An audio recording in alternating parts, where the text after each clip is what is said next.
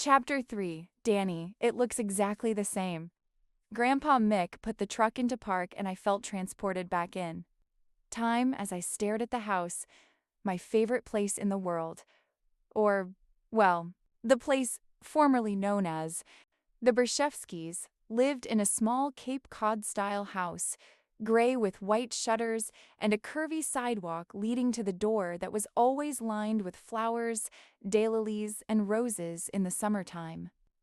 Today, it was lined with knee-high snowbanks, yet it still managed to, somehow, look ridiculously charming, but also terrifying, intimidating. I was so unbelievably nervous to ring that doorbell.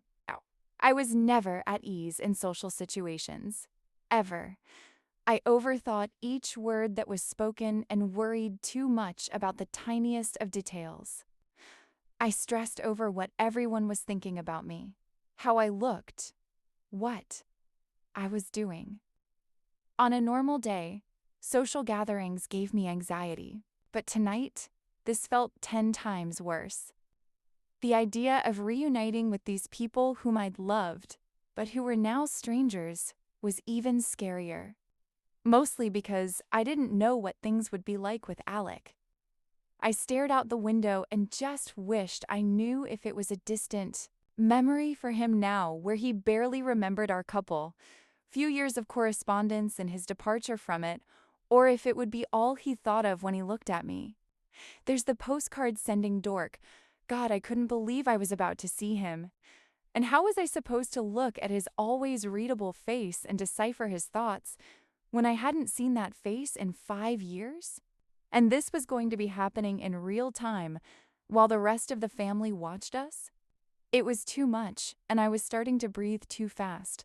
Calm down, I told myself. I inhaled through my nose and counted slowly, trying to remember all the ways to stop myself from spiraling. You okay? I looked away from the window to see Grandpa Mick watching me in the rearview mirror.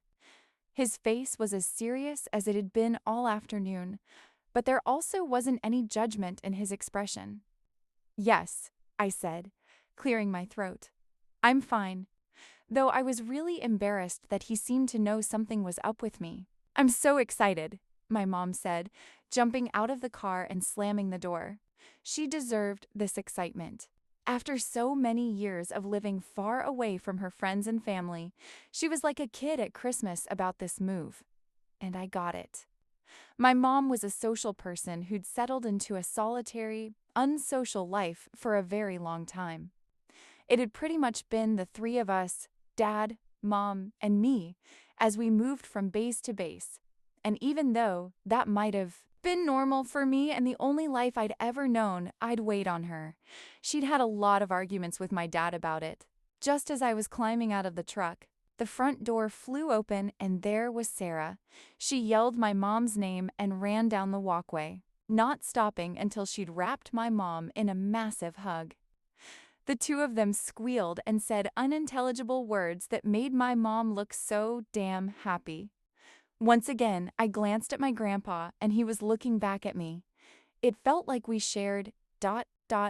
something in our silent exchange. Watching my mom squeal in joy. Sarah hugged me next, smelling as always like dryer sheets. She said into my hair, "Look at you. You're so gorgeous, Danny."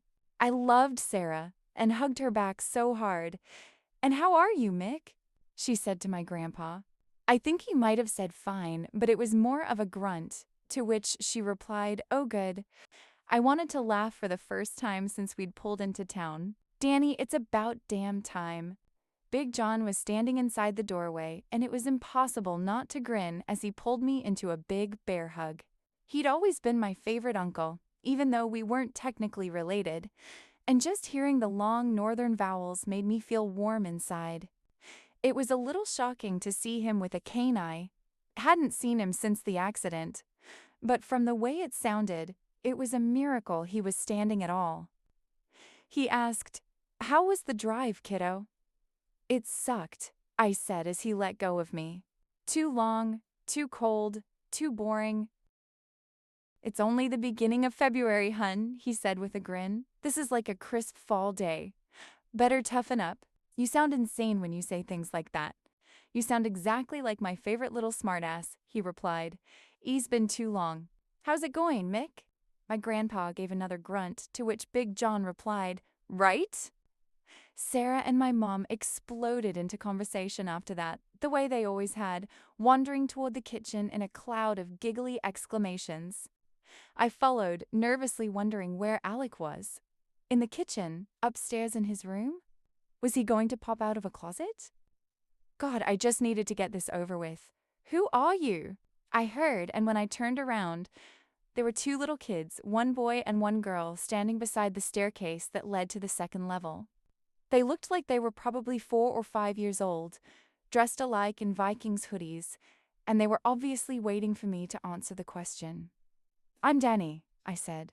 No, that's a boy's name, the girl said, her little eyebrows wrinkling together as a half-dressed Barbie dangled from her fist. It's also my name, I countered, wondering why I was justifying my name to a preschooler. I like your hair, the boy said with a chin nod. Your bun is real big. Thank you, I said, raising a hand to my messy hair, and I swear to God, when I looked over at my grandpa, he almost looked like he wanted to smile. But only, almost. Can you believe we had more kids? John said, shaking his head like he couldn't believe it himself. Wait, these are yours? I said, shocked to the core. These two are. Your children, well, don't seem so shocked, he said with a grin. We're not that old. No, it's not that, I explained with a laugh, my mind totally blown. I just had no idea. My mom didn't tell me. She'd been very careful to not discuss anything Minnesotan around my dad, because he blamed this place for everything, so it wasn't especially weird that she'd forgotten to mention something so huge. I looked at the twins again, and now I could totally see it. They looked a lot like Alec. Dark hair, dark eyes, mischievous faces. They were like his little clones, or clones of who he used to be. I wanted to ask John what Alec thought of being a big brother, but for some reason, I was scared to bring up his name, but it was like he read my mind. By the way, Al had to run his friends somewhere, but he should be back in a bit. Oh, I said, not sure how to respond. I didn't want to seem too interested, but I didn't want to seem too disinterested either. I don't think he'll be back in time to eat with us, but he'll be here before you leave. Okay, cool, I replied, relieved he wouldn't be there for dinner. I felt myself relax a little, knowing Elday have at least another hour to get used to. The situation before he showed up. Grab a seat at the table. The food is ready, Sarah said, and my stomach growled. Because she'd always been the most amazing cook, and it smelled like that hadn't changed. You don't have to ask us twice, my mom said, and motioned for Grandpa Mick and me to come sit beside her. I sat on her left and my grandpa on the right, and as I scooted my chair in toward their big dining room table, I was a little surprised to see plates at every spot, a lot of other plates. Go get your friends, Sarah said to John with an eye roll, and he headed for the basement stairs. Friends? My mom asked, taking the glass of white wine Sarah was holding out to her. As soon as I told John you guys were coming over for dinner, he opened his big mouth and told Dougie, Andy, and Ed. And even though I informed them multiple times that they weren't welcome, the knowledge that you guys and Mickbo were going to be here was too much for their hockey-addled brains. And they refused to listen. Just as she finished saying that, 3 guys followed John upstairs.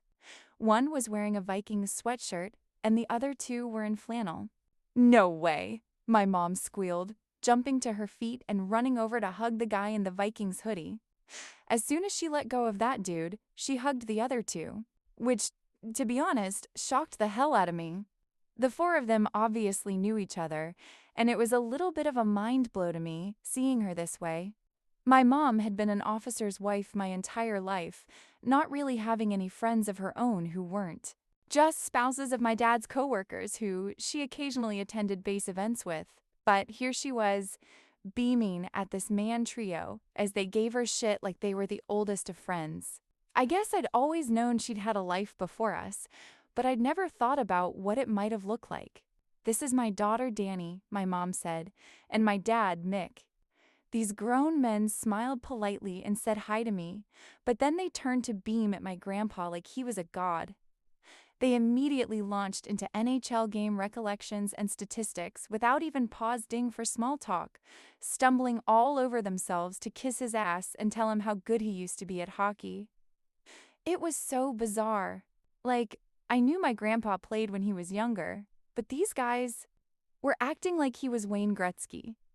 Grandpa Mick still only gave them one-word answers and grunted replies, but he also didn't look uncomfortable with their attention. Obviously, people treated him this way a lot. "Will you shut up so we can eat?" Sarah said to Ed, gesturing toward the line of crockpots on the counter. "You said you'd be good." "I am being good," he said with a huge smile. "You think I'm being good, right, Danny?" I was a little surprised as he gave me a conspiratorial smirk and a wink. "I mean, sure," I replied. "See?" he said to Sarah, pointing at me. "Donnie thinks PM being great. I don't think that's what I—" "Donnie thinks you should lighten up and let us talk freely," Doug said, also giving me a grin. "Right, kid?" I coughed out a laugh as these grown-ass men strangers pulled me into their jokes. "Don't let them speak for you," Sarah said, pointing a big spoon at me. "They're overgrown children who need discipline." "Don't talk to our Donnie like that," Andy said with a big smile, and I couldn't help but smile back at him. Who were these guys? As someone who usually hated chaotic gatherings where I didn't know anyone, I was surprised to find myself having a decent time. I sat there, shoveling food into my face, having trouble not smiling as these guys all talked over each other about hockey, and more hockey. What is the deal with the hockey insanity? 15 minutes later, they were still recapping someone's game from the night before, and I wondered if they realized that hockey was literally the only thing they'd talked about. Even Sarah and my mom were in on the conversation. Since I didn't know a puck from a popsicle, I was able to listen to everyone else without having to contribute. I was relaxed and enjoying the show, so much so that I kind of forgot to be nervous about seeing Alec. He'd completely slipped my mind until I visited the restroom and saw his bedroom across the hall, and no way, it had barely changed. I couldn't stop myself from stepping through that doorway, because seeing his room was like stepping into a time machine. There was still a twin bed in the center of the room, though it was now covered with a gray comforter instead of the Vikings bedspread that had been there the last time I visited. Hockey posters still hung on his walls, though they made a lot more sense now. I used to think it was funny that unathletic Alec had a sports-themed bedroom, but now I understood that hockey was obviously part of life up here, whether you played or not. I looked at the little desk in the corner, the same oak desk he'd always had, and my fingers itched to open the drawer, to see if there were still postcards and stamps. Does we still have them somewhere the way I still bathe mine? A shiver of nervousness slithered through me, but what came with it was a bright side. At least the unknown, with Alec, was almost over. By the time I went to bed that night, I'd be back to having him in my life again.